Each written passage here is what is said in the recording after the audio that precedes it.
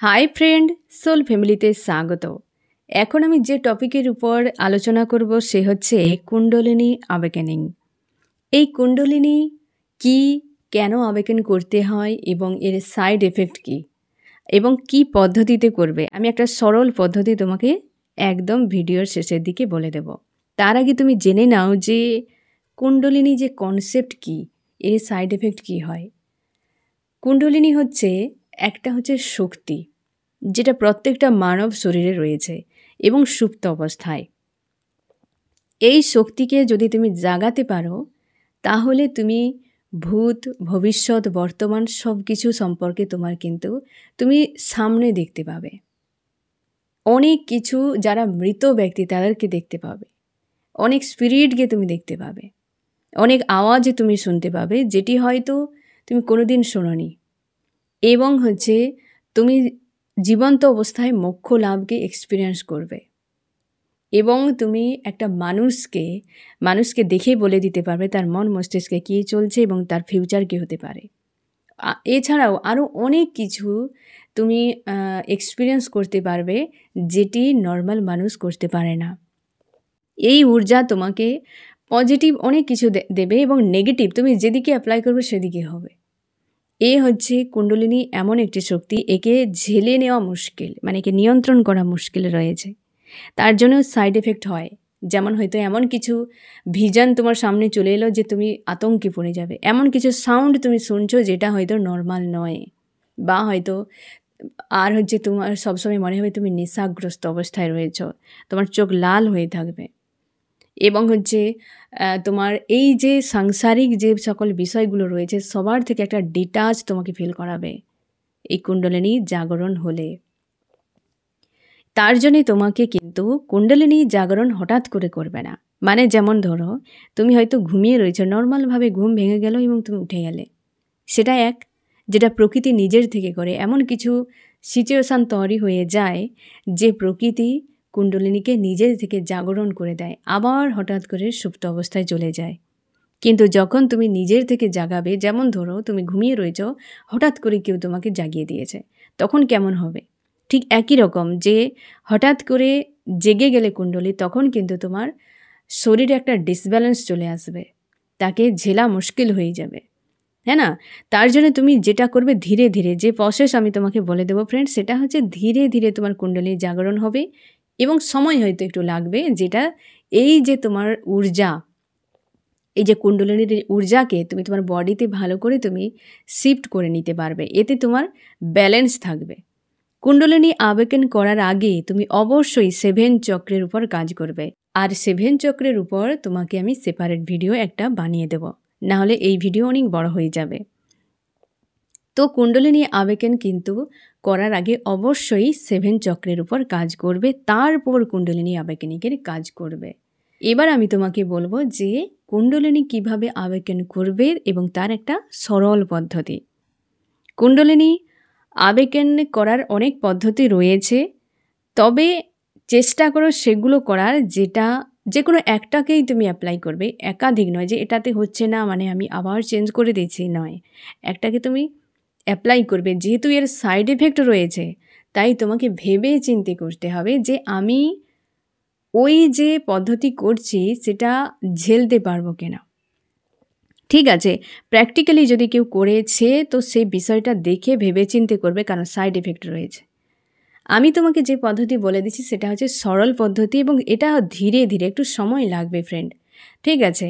আর এটি তোমার বডির সঙ্গে যে এনার্জি, যে একটা যে আবেগন হবে, সেটা কিন্তু তোমার বডির সঙ্গে ম্যাচ করে ধীরে ধীরে হতে থাকবে। এবার আমি তোমাকে যে পদ্ধতিটা বলে দিচ্ছি, তুমি প্র্যাকটিক্যালি আগে করো, এক্সপিরিয়েন্স করো, তারপর তুমি অ্যাপ্লাই করবে, ঠিক আছে। তুমি ফোনটিকে সাইডে রেখে দাও, আমি যা বলছি তুমি মন দিয়ে শোনো, ঠিক আছে।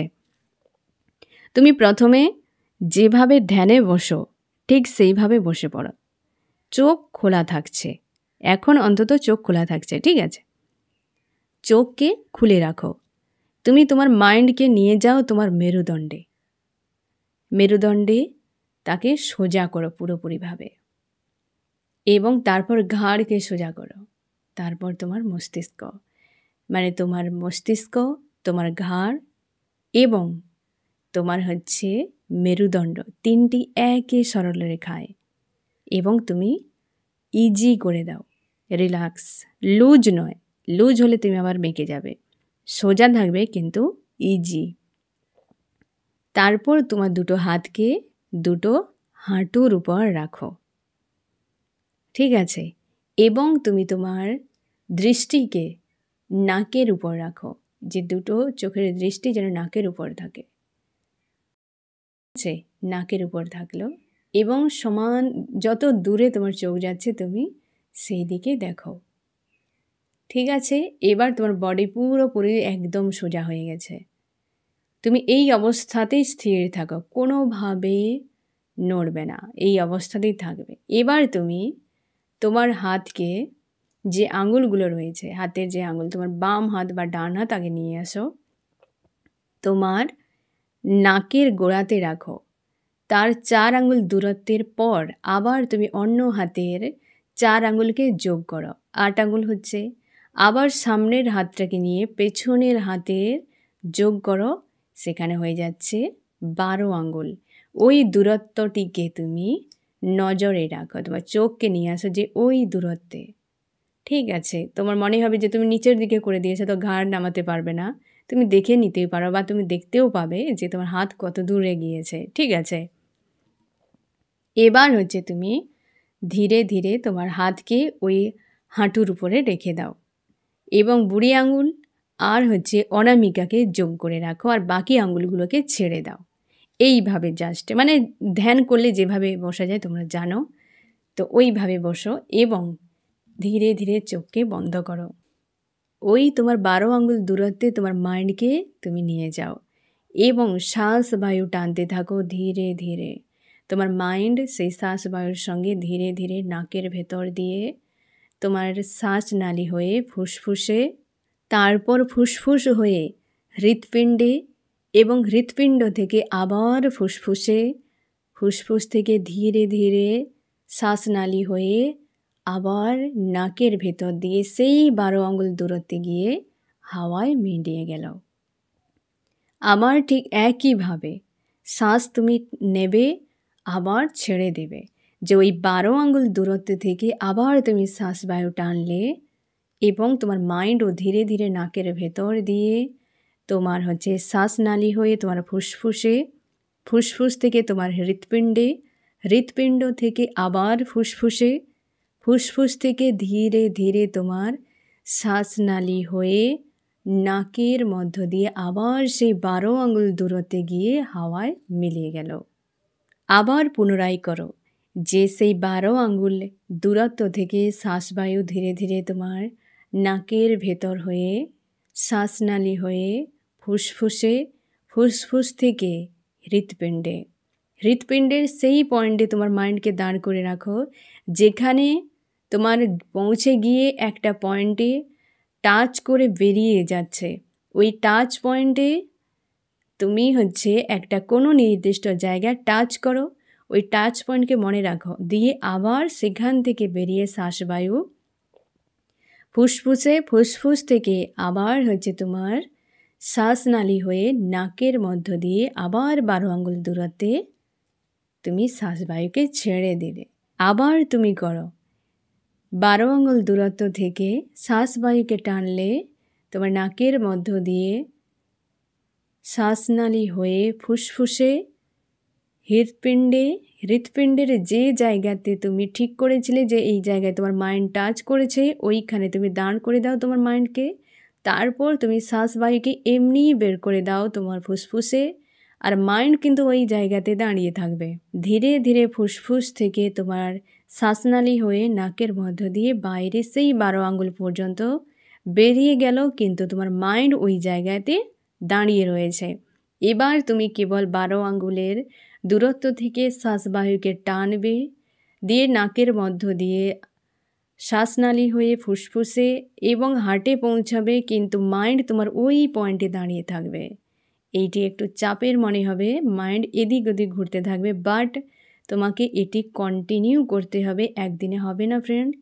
তো তারপর তুমি হৃৎপিণ্ড হয়ে ফুসফুস এবং শ্বাসনালী হয়ে নাকের মধ্য দিয়ে আবার সেই 12 আঙুল দূরত্বে তুমি প্রথমে তুমি এইভাবে করতে থাকো। তোমাকে মাইন্ড যতক্ষণ না ওই জায়গায় দাঁড়িয়ে রয়েছে, এদিক ওদিক না দুলছে, তত সময় তুমি এই প্রসেস কন্টিনিউ করে যাবে। তারপর কি করবে, যখন তোমার শ্বাস এইভাবে 12 আঙুল দূরত্ব থেকে তোমার হৃৎপিণ্ড থেকে আবার 12 আঙুল দূরত্ব পর্যন্ত অটোমেটিক যেতে থাকবে, কিন্তু মাইন্ড তোমার হৃৎপিণ্ডের ওই পয়েন্টে দাঁড়িয়ে থাকবে। ঠিক আছে? তারপর তুমি ভিজুয়ালাইজ করবে তোমার শ্বাস প্রশ্বাস কিন্তু এইভাবেই চলতে থাকবে, টানবে এবং পৌঁছে গেলে তুমি একটা টাইম বুঝে গেছো যে কতটা সময় ধরে তোমার শ্বাস ভেতরে গেল আবার বেরিয়ে গেল, এই অটোমেটিক কিন্তু তোমার হতে থাকবে। এবং তুমি তোমার মাইন্ডে যে পয়েন্টে তুমি দাঁড় করে রেখেছো তোমার হৃৎপিণ্ডের ওই জায়গায় ভিজুয়ালাইজ করবে যে ওইখান থেকে একটা এনার্জি তোমার মেরুদণ্ডের মাঝ বরাবর গিয়ে টাচ করছে। আর তোমার শ্বাস প্রশ্বাস সবসময় একইভাবে চলতে থাকবে। ঠিক আছে? একে একদম কিছু করা যাবে না। ও একইভাবে শ্বাস নিচ্ছ আবার ছাড়ছো, একই রকমভাবে, স্বাভাবিক করবে না, ওই রকমভাবেই করবে।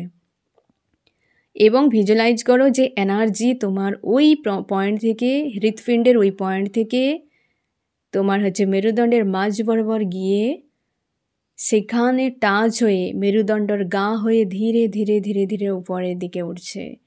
একদম ধীরে ধীরে উপর দিকে উঠে তোমার মস্তিষ্কর একদম ক্রাউন চক্র, যে মস্তিষ্কের উপরে ক্রাউন চক্র রয়েছে পেছন পাশে, যেখানে গুরু মস্তিষ্ক আমাদের, একদম পুরো মস্তিষ্কের উপর পয়েন্টে ওই ক্রাউন চক্রে গিয়ে তোমার সেই যে ঊর্জাটি, সেই যে এনার্জিটি ওখানে গিয়ে স্থির হয়ে তুমি ভিজুয়ালাইজ করো যে সেই গোল্ডেন লাইট সেখানে পুরো শরীর তোমার একদম ধুইয়ে দিচ্ছে। ধীরে ধীরে ধীরে ধীরে গোল্ডেন লাইট তোমার পুরো শরীরে ধুয়ে দিচ্ছে এবং তোমার শ্বাস প্রশ্বাস একই রকম থাকবে। ঠিক আছে? পুরো ধুয়ে দিচ্ছে তোমার পুরো শরীরকে, একদম শরীর থেকে পুরো তোমার রুম, তুমি যেখানে রয়েছো, তোমার পুরো পরিবারের সবার মধ্য দিয়ে, তোমার পুরো ঘর বেরিয়ে তোমার আশপাশের এলাকা এবং পুরোপুরি জগৎ সেই গোল্ডেন লাইটে ভরে গিয়েছে এবং তুমি পুরো রিল্যাক্স মাইন্ডে রয়েছো। কেউ নেই জগতে, শুধুমাত্র তুমি একাই, একদম গোল্ডেন লাইটের মধ্যে এবং আকাশে তোমার ইউনিভার্স। এবার তুমি ধীরে ধীরে চোখের পাতা খোলো। সামনে দেখতে পাচ্ছ যে তোমার অবস্থান এবং তোমার মধ্যে কি এক্সপিরিয়েন্স হলো ফ্রেন্ড, অবশ্যই তুমি কমেন্ট করে আমাকে জানিও। ঠিক আছে ফ্রেন্ড, সোল ফ্যামিলিতে জুড়ে থাকার জন্য অনেক অনেক ধন্যবাদ।